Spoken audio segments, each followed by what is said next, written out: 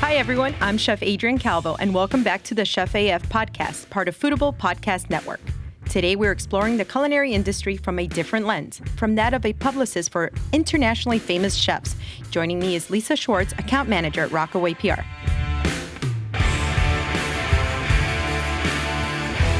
Hi, Lisa. It's great to have you on the show. Hi, Chef Adrianne. I'm so happy to be here. Thank you for inviting me on. I'm honored. Well, no, that is me because you are my account manager, so it's so cool that you're here. Oh, okay, my gosh. Good. I'm glad we're letting everybody know there's no secrets No. Okay. This is real. We're real. The real deal.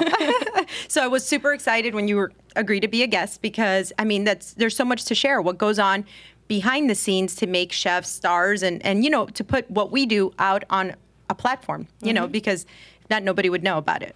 Yeah. So. I know. It's kind of an industry that not many people really understand or know exactly what it is that we do behind the scenes when you're a publicist. But, at the end of the day, we're storytellers, and we find what is amazing and unique and differentiating about each one of our clients and just try and elevate and tell that story in the most dynamic way that we can. Awesome. So tell us a little bit about your background and yourself and exactly what you do. Okay. Well, a little bit about my background. I've been a publicist about 10 years now. From Los Angeles to Miami, I've worked with celebrities, hotels, resorts, and most recently now chefs and restaurants. And it's kind of been a whole new world that I've been able to delve into, but tap into a lot of the things that I've picked up along the way working with celebrities. And in the entertainment industry, when you work with celebrity chefs, there's a lot of parallels there as far as TV exposure and really making them a personality.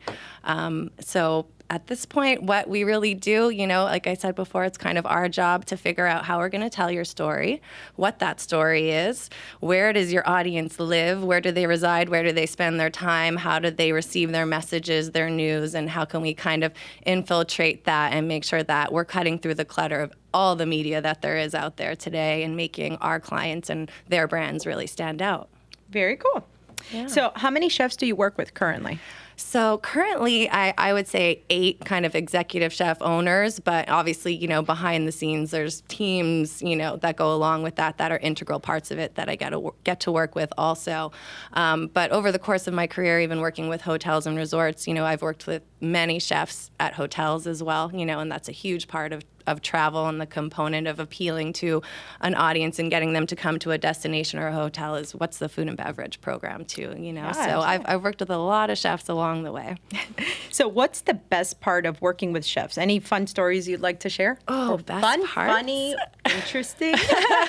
It's always interesting with chefs. It's been so amazing, especially, getting to see your work ethic and the pace that you work at and the energy and the stamina that it takes, Really that working with chefs, that has been the most eye-opening and enlightening thing to see is what it really requires, on a 24/7 kind of cycle. Have you partied with chefs?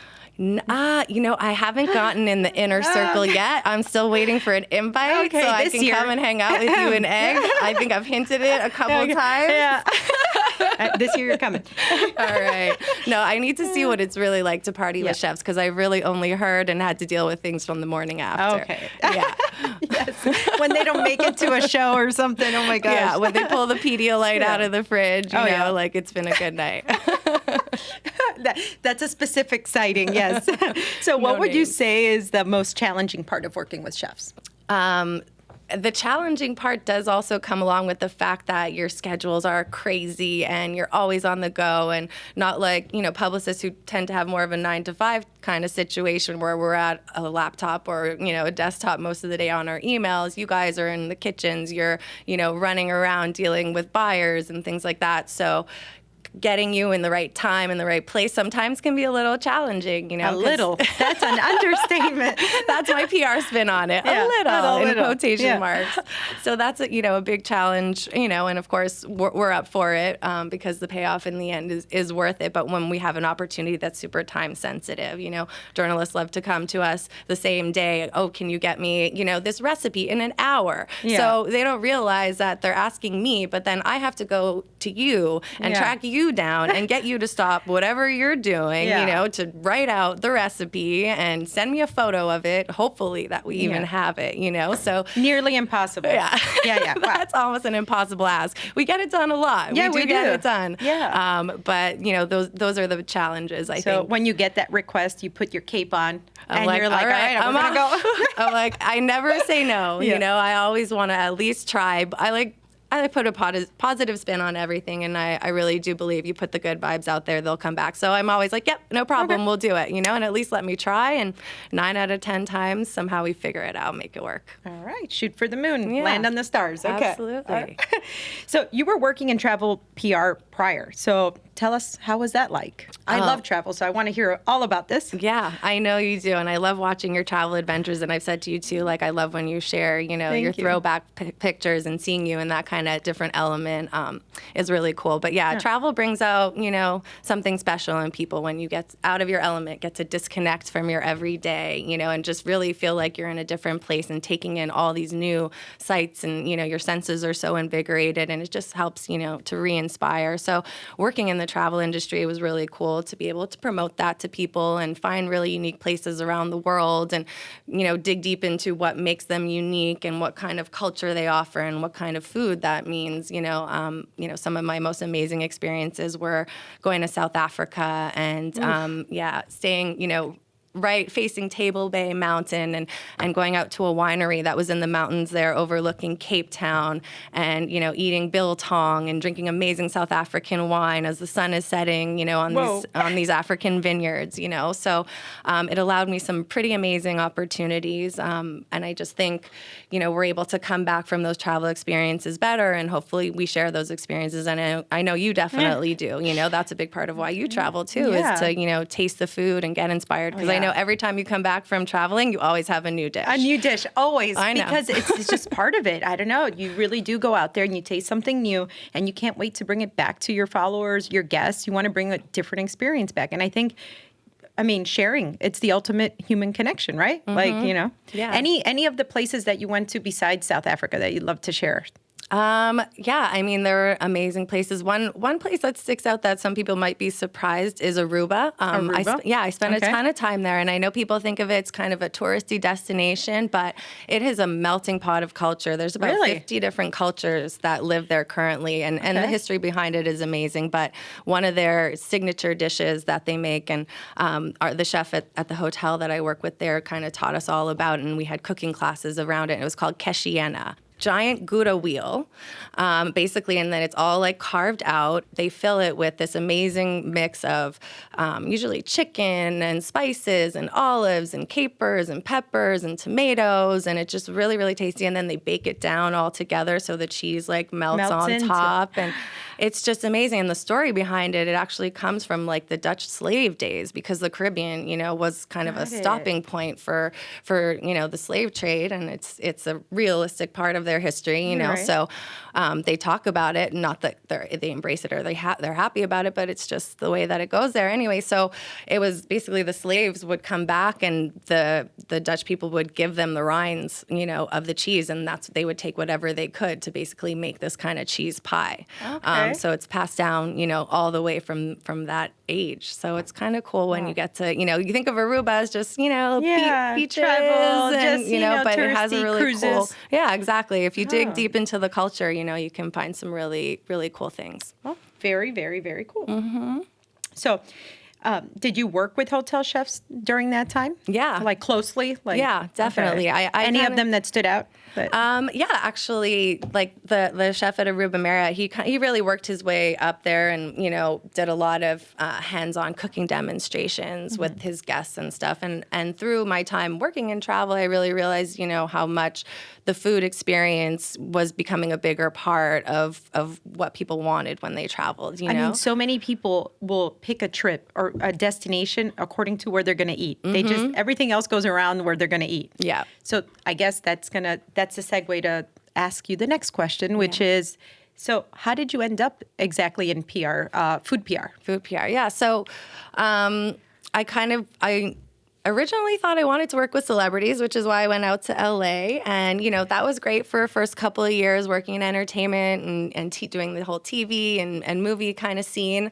But it kind of is true what they say, it's all flash and shine. And once you dig a little bit deeper, it's not as pretty. Yeah. So being a part of it, it kind of wore on me a little bit. And I was just draining. It was super, super draining. Just the kinds of people that you're dealing with, very self-absorbed. And, it was difficult to be in PR. Yes. Working, in that kind of industry and kind of world. So I had an opportunity to move out to Miami. Never really saw myself living there before. I'm actually from Montreal, Canada originally. So beautiful, beautiful city. Oh my God. Amazing food. Oh my God. We could probably talk about Montreal. Is your dad's tree fully fall already? Yeah, okay. It's done. Okay. It's like there's a window, that the foliage is so beautiful. My dad sends me a photo that he walks by every day just so I could see the progression of it. It's really sweet. But yeah, Montreal and my brother-in-law actually is a manager out there of an amazing brand called Notre Boeuf de Grasse, and it's this, you would love it. Oh my gosh. It's like very decadent, like tater tots and build your own burgers and all that kind of good stuff. Okay, next trip, Montreal.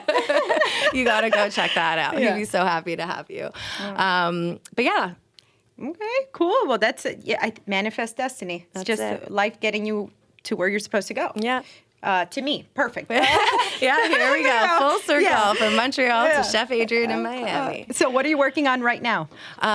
So since I've been working with Rockaway, and having you as a client obviously has been amazing this year. Thank you. Seeing, you grow and you expand and your brand and, I like to think maybe I had a little part in that too. Absolutely. Yes. Because, it's just been such a pleasure to see you just, put yourself out there, and you're the talent, you are the face, you're the drive, you're the passion, but just kind of helping you, pulling out little bits and pieces along the way, like, hey, your restaurant, just 12-year anniversary. Like, you've had your restaurant since you were 22 years old. Like, I wish I could shout that from the rooftops. Thank you. You're younger than me. You're 34 years old. I'm not. No, I'm older than you. I'm 35. No, I'm still older. No.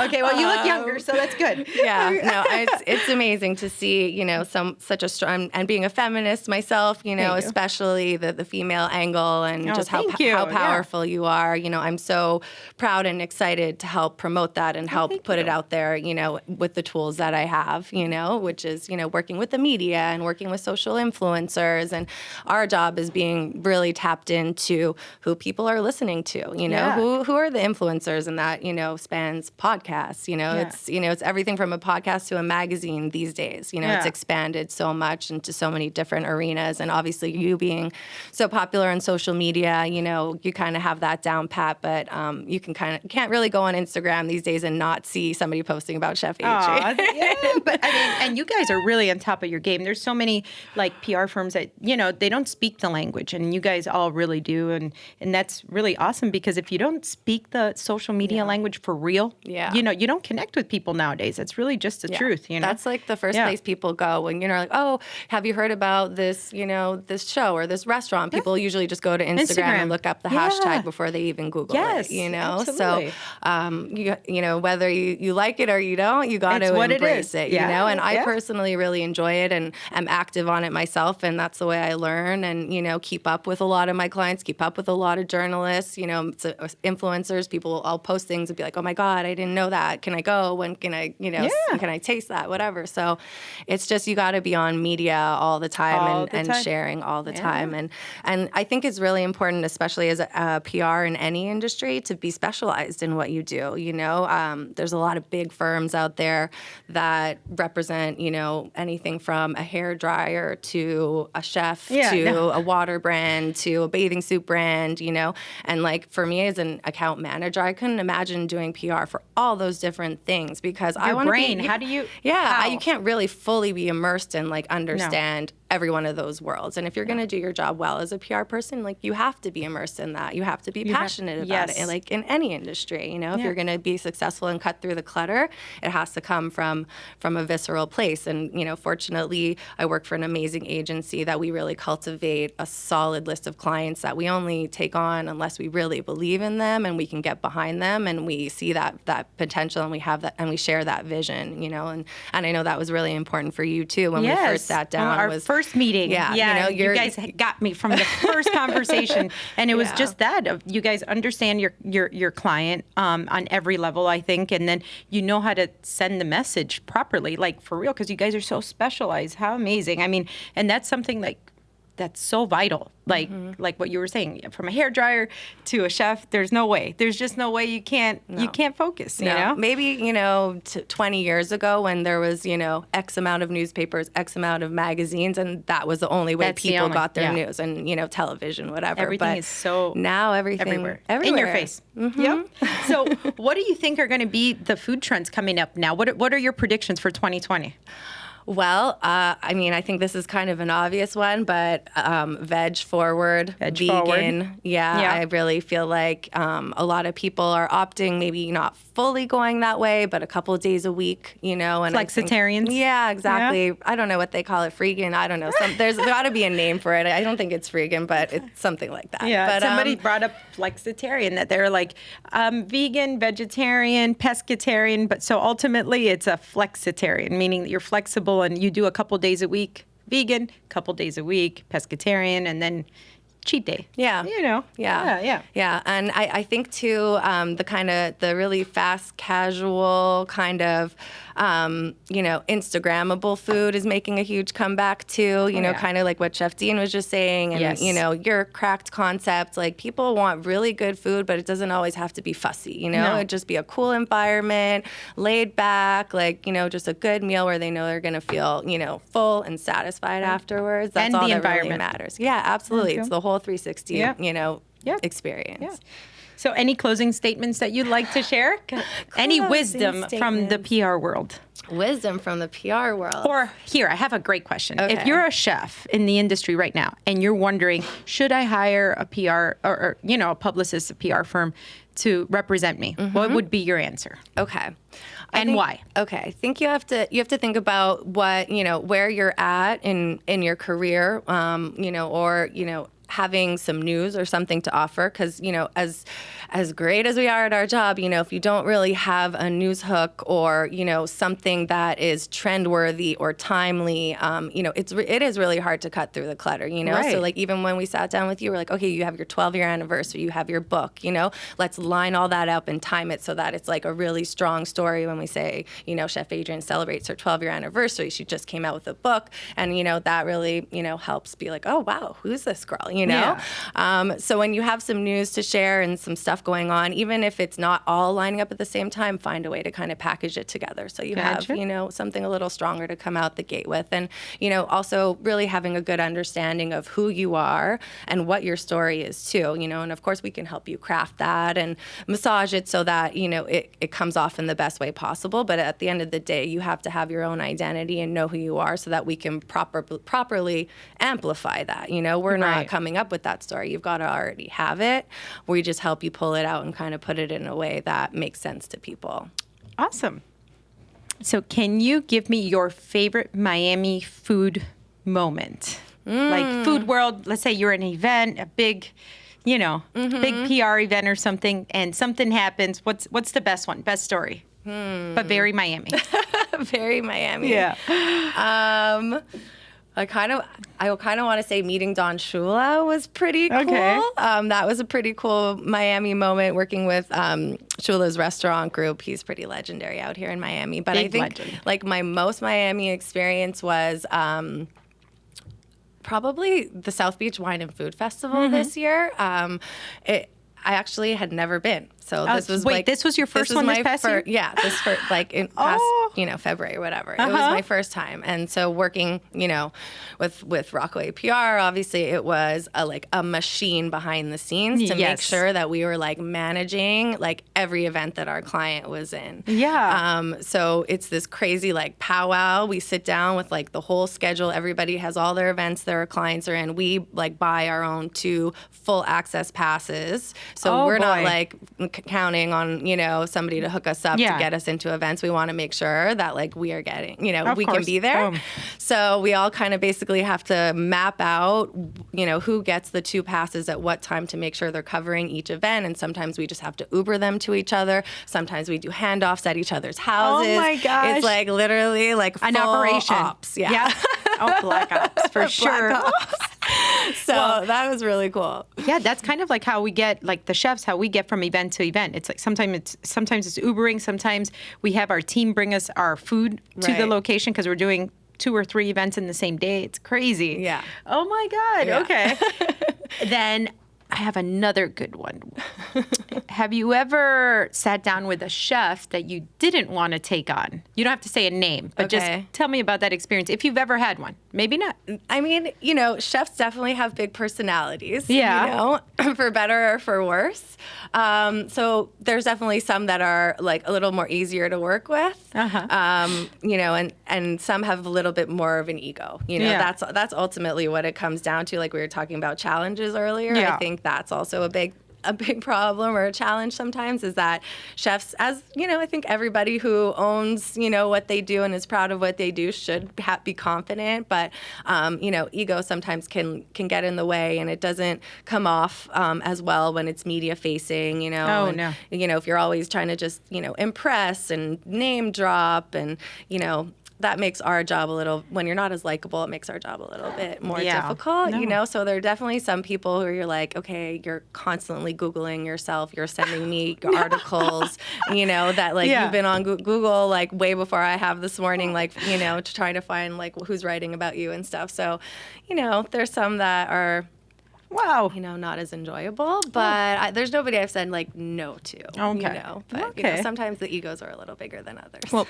one of the coolest things that I remember walking into your office is that your office is like 99%, if I'm not exactly right, 99% girls. So how cool, like tell me about the dynamic, because it seems like if it's a bunch of like, it seems like a professional slumber party when I've walked in there. You guys are all having a good time.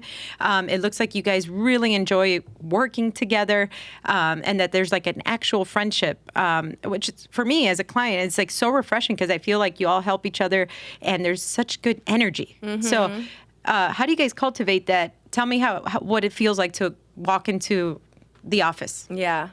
It's an amazing environment, and I think the success to any business is the environment. 360 from a restaurant to a PR agency, and it starts from the top, and it starts from the leadership. And their attitude trickles down, and it sets the tone. So you have employees that have been with you since day one. For 12 years because they see that you work just as not. If not as harder than they do, and so the work ethic kind of starts from the top. Alexis Knapp, or the principal of Rockaway PR, she just doesn't stop. She's, a mom also, so to see her manage her business and then also run this company 24/7, it's amazing. Crazy. So some clients will excuse sometimes the 4 a.m. emails that don't really make sense because sometimes those are the hours she has to work. Yeah. But if you talk about cultivating, an environment where people want to work hard and want to do good by you and for the clients, it's picking the right clients, picking the right employees that mesh well together, that all have really different, strengths, but combined are really, really powerful. And I think that's really interesting about the team that we have too, is everybody's connected in different ways and bring something different to the table. And we all share those connections and collaborate, and like we'll drop anything to help each other. And that's just, when it starts at the top that way, everybody kind of gets on board. So good. So really, really, really good. So what would you say that food PR you've done the celebrity scene, in LA, you've done travel PR, and now you're doing food PR. Is it the best one? Is it? It better be.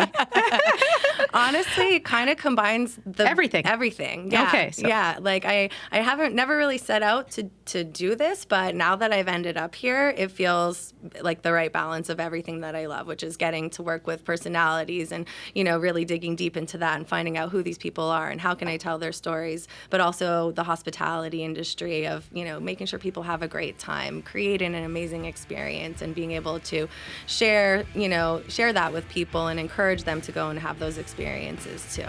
Very cool. Okay, that is so good. Okay. That is so good. Oh my gosh. Thank you so much for hanging out with me today. My pleasure. Always a pleasure to hang out with you. Thanks for listening in today. Make sure to subscribe on your favorite podcast app and leave a review on iTunes. We love to hear your feedback. If you have an idea for a show topic or guest you would like to see here on Chef AF, make sure to send it to producer@foodabletv.com. Also, if you like the show, you'll love some of our other podcasts. Just search Foodable Network on iTunes to get access to all the amazing culinary content.